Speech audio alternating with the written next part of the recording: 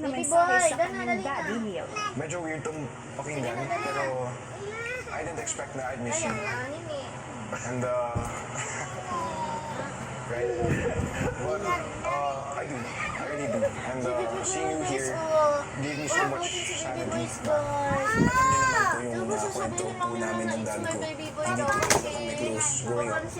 Pero recently naging close po kami. Hindi ko po talaga na-expect na na-miss ko po siya.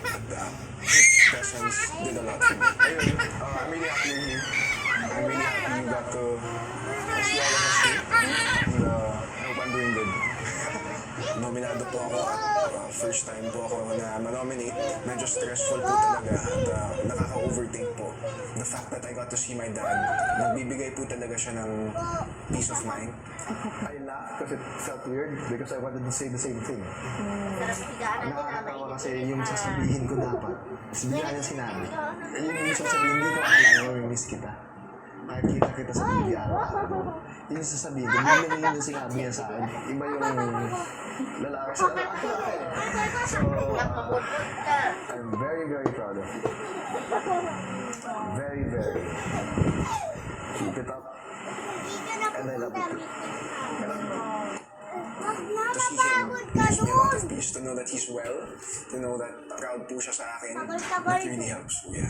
Si Heath sunod namang nagmensahe sa kanyang mommy Jem. Mama, I love you so much and I miss you so much. And just, I'm doing great here. And yeah, I love you so much, Ma. Nakatulong po talaga yan sa laban ko po dito sa bahay niyo, Kuya. And my drive to keep going to there, Kuya. I really thank you, Kuya, so much for bringing my mom here po, Kuya. Baby, I miss you so much. Ay, mabutas, mag-iinig. At least nakakain ako ng luto mo.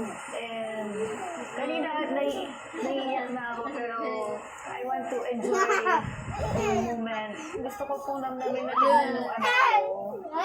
Umiyak po ako masasayang ko yung mas naninibago yung nakita na kita na nabawasin yung pagkamis ko. And I'm very, very proud. Dito po makakalimutan sa experience ko. Dito ko pa natikman yung luto ni Heath.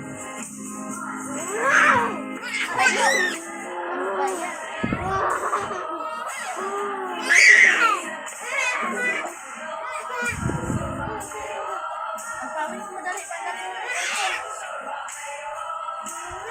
Ang pawis mo, pandali mo. Oo nga, mag-play lang kayo niya agad.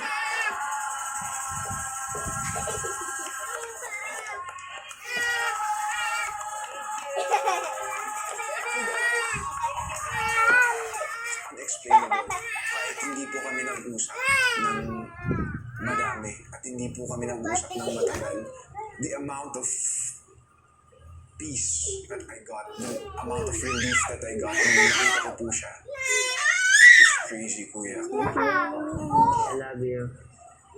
Hanggang ipatambal na ang dala yung gusto. Matagal ko yun.